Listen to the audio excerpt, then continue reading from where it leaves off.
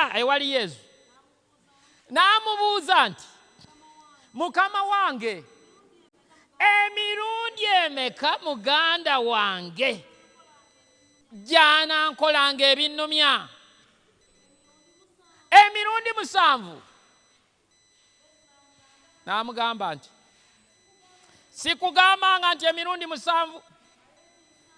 7 emirundi 7 ekitegeeza obudde bwonna gwesonyiwa oba akusiranyiza oba akutuusewa tewali wogendera gamba nti matuli munya omusuddewo.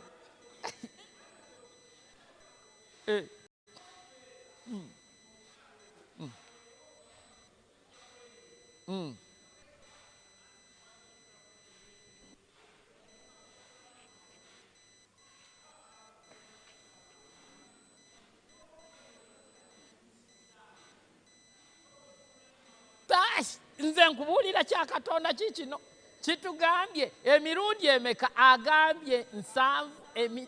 Emirundi emeka? Ekitegeeza mwabasoma Bayibuli kitegeeza lubeerera.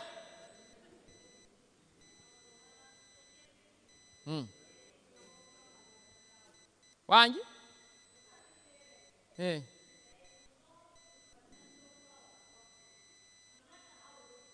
Mwana wato ebimu Katonda abikkiriza.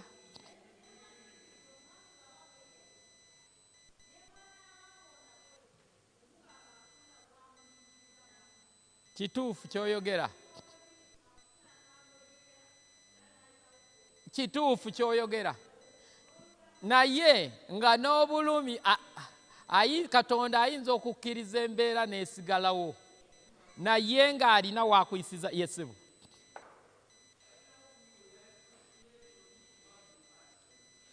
Reconciliation y'eddogo nga nzibu nnyo okuprovinga. Oli ayinza n'okugamba ekyo nakimugambiza busungu naye ekyo si kyentegeeza naye nga kyategeeza. Mukama mulungi obudde bwonna kyenyagadde obategeeza. What I want to inform you all, ebigambo bino ebyokusonyiwa forgiving someone bizibu is really hard. Era kyova olaba omulimo gw'okusonyiwa si gwaffe. The duty of forgiving is not ours. We tukagwira kwe kugamba nti nze ngenda kusonyiwa olw'okuba baabinjigiriza ngenda kikola ng'omuntu ogenda kwesonyiwa bwesonyiyi. So if you decide to forgive because you have been taught and they have preached the gospel to you and you have to forgive, then you're doing it. You're doing what they call letting go. Omuntu okusonyiwa. For someone to forgive, Katonda yakikuteekamu. It's something that is given by God. Katonda. Go to God. Era kyova olaba olina kwata oyo. That is why you have to get that person, as Jesus tells us. And you say, God forgive that person because he doesn't know what he's doing. But why, the reason why we find it hard to forgive, for us, we think that in our own power we can forgive. Kiri kind of automatic. Katonda yakireta nogenda n'owulira nti omuntu ono munnange Mukama ampadde enneema ne bwe mulaba. So it is God who gives you that grace and you feel like you don't have any pain against that person, any problem against them. But it's God who does it in you, not you.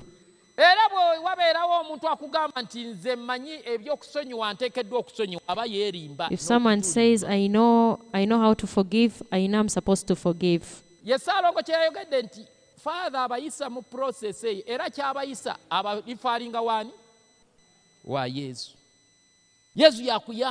It is Jesus who helps you.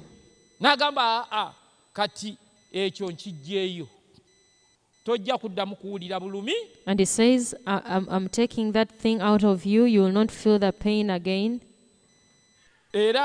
bwe bagamba nti mulye naye nga tokyawulira n'ambeera So when if you're told to omwewale. dine or sit on the table with this person, you don't feel any problem with it.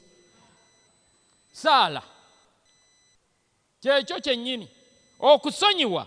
So forgiving Saala. someone is prayer. Era kyova olaba ggwe ategedde Now, togezanga ne you weesuubira nti osobola okyekolera. who has understood it, don't think you can do it on your own. Ogenda kwesonyiwa bwesonyiiba. You're just going to let go of people. Olina bantu kubatuwa Yesu So you have to surrender all those people to Jesus, nga ye bwe yakikola ku musaalaba. just like he did it on the cross. Kyova olaba omusajja ono gwe batusomedde mu Bayibuli. This man they have read to us, Oyinza okwanguwa okumulamula. you may judge him. Omusajja bamusonyiwa meka. Atugambye bamusonyiwa ssente meka. Si dinaali 10. Ye bamusonyiwa 10 ze yali ewa gundi. Ewa mukama we. Talanta omutwalo gumu. Kakati ffe abali ene bali tulamula mangu. So we who are on the side, we judge very fast. Because we can say he was forgiven, but why didn't he forgive the other person? But when you go deep into meditation about it,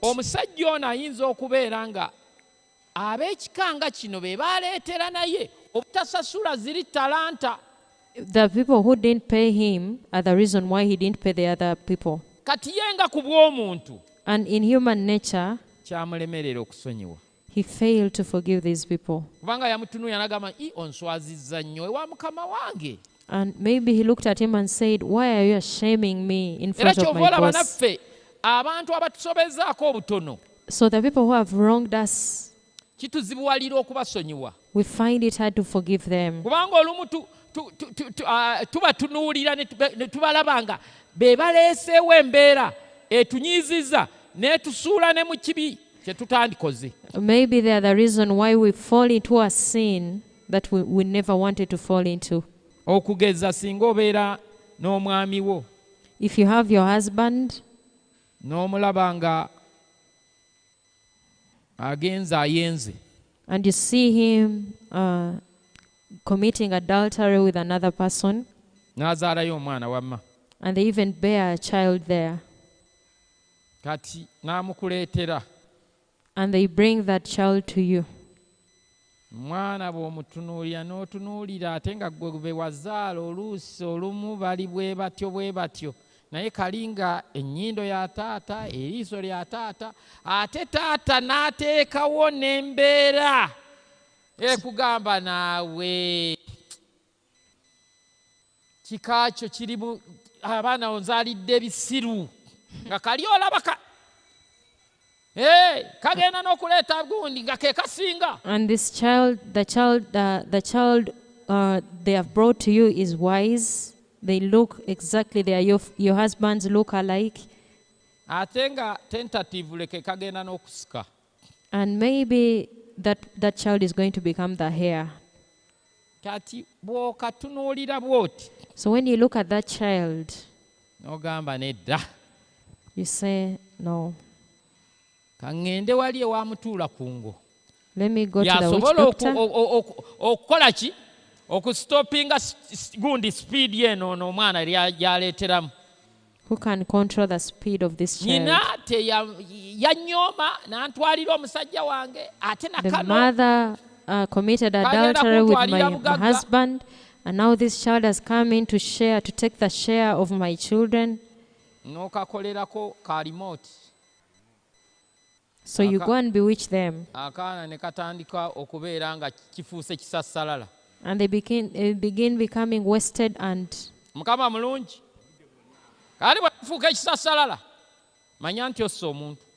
So when they become wasted, know that you have killed someone. Katonda n'akusonyiwa. God forgives you. Mukama mulungi. Naye gwe ate n'olemererwa. And for you fail to forgive someone who has eaten 10,000. So as we are judging, very careful. let us be very careful. Abantu abasinga tetusonyiwa lwakuba bulumi bwe tuyitamu. Most people are not forgiving because of the pain they're going through. Ate ng'okusonyiwa kitegeeza nti obulumi bugenze. Forgiving means you don't have the pain anymore. Obulumi buteekeddwa okukola ki? The pain must go. Bwe bugenda tuba tusobola bulungi nnyo okukola ki? You can forgive.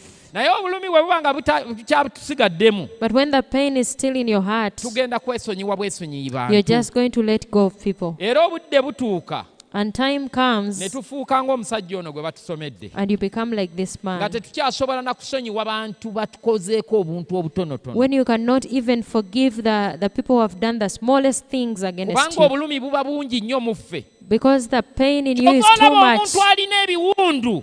That is why a wounded person tosobola kusonyiwa ne bw'okola otya. Cannot forgive. Ate bangi abasinga tutambula n'agawundu. And most people are walking with wounds. Ky'oba olaba nga kituzibwalira okusonyiwa. That is why you find it hard to forgive. Kubanga ebiwundu bingi bye tulina. Because you're so wounded. Era ky'oba olaba nti abantu abasinga akugamba nasonyiwa n'omugamba gundi gwe wasonyiwa. Namusonyiwa. Ate gwe olaba nina kye mugambako. Mukama mulungi. Namusonyiwa sirina kye mukola ki? Kye mugambako.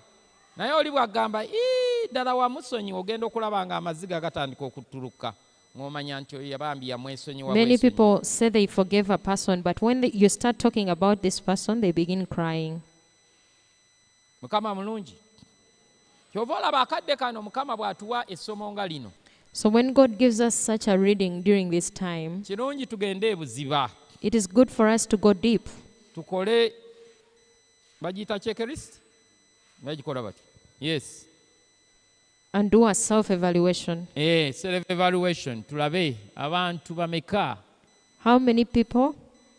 Abasinga tulina abantu bangi nnyo abatulemeredde okusonyiwa. Many of us have people we have totally failed to forgive. Nze bwe nkujjukizaako omuntu eyali akoze eddogo. Someone who has bewitched you. Sisuubira nti wali omusonyiye. I don't think you have forgiven that person. Obanga wamusonyiwa mwesonyiwa. If you forgive, it means you just let go. Omuntu eyakufiiriza ebintu byo. Someone who made you go into a loss. Enneema ya Katonda bw'ebanga si nnene mu ggwe. If the grace of God is not sufficient in you. Ne kaakati okyawulira loss eyo. Even right now you still feel the pain of the loss. Omuntu eyakuttira omuntu. Someone who killed your person. Oba weeyisaako bweyisa n'ogamba nti namusonyiwa. You're just pretending when you say you forgive them. Okujjako ng'enneema ya Katonda yakola ki? Unless the grace of God worked in you. Kyova olaba solution gye twetaaga yakusaba nneema ya Katonda ekole mu ffe. So the solution we have is to ask the grace of God to work in us. Mukama abatusonyiire. God will forgive them for us. Enneema ya Katonda eyingire mu ffe. The grace of God will enter in us tusobole okusonyiwa. So that we can forgive those people. Kyova olaba naffe ffennyini abayigiriza. Even we who are preaching. Kama mulungi. Oli oyinza okuba ng'oyigiriza ekigambo kino nga naye naawe. You can be preaching this word and you're also in the same boat. Byakulemera ddala. You totally fail to forgive. Kubanga si kya bwa muntu. Because it's not a human thing. Era togambanga nti gundi oyo yalemebwa okusonyiwa. Musabire busabizi. Just pray for that person. Mukama mulungi. Kyova olaba kirungi nnyo buli mwaka okugenda munda mu ggwe ne weebuuza bantu bameka besinaba kusonyiwa. So it is so good for you to look into yourself and see how many people you have not forgiven. Kubanga bangi betulina. Because we have so many people we have failed to forgive. Bangi betulina. Many people. Batulema okusonyiwa. We have failed to forgive them. Era abantu bangi betulina ku mitima gyaffe. There are so many people we have tied in our hearts. Oba oli mwegayiriza otya? However prayerful you may be. Oba oli ate abasinga obuzibu. And the most difficult people. Era kyova olaba nga Peetero abuuzizza muganda wange tagambye wakubbali. Ani? Muganda wange. Lwaki? Kubanga buli kaseera batuli kumpi. Batuli kumpi. ate nga ba musaayi. It's usually the people in our family because they are so close to Era us. ebizibu ebisinga mu butasonyiwa And the biggest challenges in forgiving, in bantu unforgiveness, ab'omusaayi. are the people of our bloodline. Okuzaawo oluganda luli. To bring back that unity, that family unity, Kitera okutuzibuwalira. sometimes it's a bit hard. Abookubiri abatulema okusonyiwa The second people that we find hard be to bantu forgive ab'endagaano. are people of the covenant people of a covenant. Nga bw'owulidde bwe tubadde twogera ne Ssaalongo awo, Like you have been talking, ow'endagaano okumusonyiwa To forgive bannange. someone you have a covenant with is a bit hard. Era ne bwe ntuula wano ne mbuuza abasajja, And when I sit here and begin asking the men, mukyala wo wamusonyiwa? Agamba did you forgive your wife? bw'abeera sinsi agamba simusonyiwa. If he's sincere, he will tell you, I have not forgiven her. Ne nkubuuza Mariya, Mariya manyi tolina buzibu. Naye ne nkubuuza bbaawo wamusonyiwa? Yes, mufumbira emmere, nkuumirawo So if I baana. ask you, Ate did you abakyala forgive bali your very clear. husband? Nkuumirawo baana. I just cook for I'm there for my children. Ng'omanya nti oyo alina mulabe we. Then you know that person is there with their enemy. Era amutunuulira bw'ati. And sometimes she looks at him. Nzijukira omukyala omwe yaŋŋamba nti nkubuulye Mr. Matovu. A certain lady told him, Olunaku lwe nava mu honeymoon. the day I came out of my honeymoon, Lwe nasembayo okusanyuka mu maka gange. is the last day I was happy in my family, in my marriage. Era n'agamba, ye ne mugamba ye ng'abaana obazadde. Nti mbazadde naye maziga. I have given birth to my children, but with a lot of pain and tears. Tewali ssanyu nti There is no joy. yagenda ntuukiriza mukolo. I am just there for formality. Kuumirawo baana bange. I'm there for the sake of my children. Bameka abaali bawulidde ekigambo ekyo nga kiva mu mukazi. Ate ng'eno balaba bali mu spooling batambula bulungi. And when you look at the physical, you see a husband and a wife who are moving. They are role models. Waliwo olumu twali twogera n'omwami omu n'aŋŋamba bannange. One day he was talking to a certain man, Obufumbo buno bwa politics. and he said there is a lot of politics in marriage. Nti olaba abasajja bateekako umbwakaali kuguwe. Tebategeeza mbwa, tebabeeranga na mbwa nakamu. Bakyala baabwe abaliyo umbwakaali. Mukama mulungi. Omukazi bw'ogenda ffe abatambula mu maka, bannange poliisi. Ng'omanyi kyayitegeeza? Balaze ategeeza abaana poliisi. Mukama mulungi. Ng'omanya nti ekyo ekiwundu kivulula n'okuvulula. Mukama mulungi. So abooluganda mu budde buno kyova olaba tulina omulimo ogw'okusonyiwa. So that is why during this season of Lent, we have an obligation to forgive. Ate nga si ffe tugenda ogukola.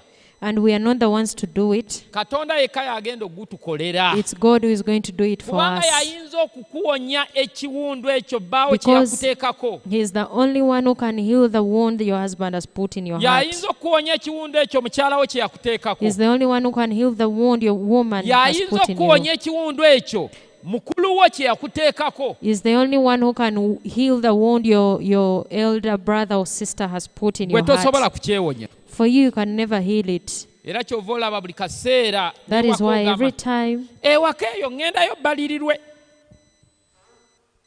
Ŋŋendayo bbalirirwe.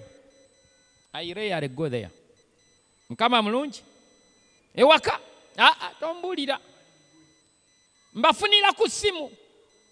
I always communicate to them on phone. Naye olwaleero Yesu atugamba But today God is telling us tulina basonyiwa ate si we kubasonyiwa have to kusonyi forgive them naye n'omutima gwaffe gwonna. with our whole heart. Njagala ogambe Yesu mu kaseera kano. I want you to tell Jesus right now, ekigambo kiŋŋambye The word has told me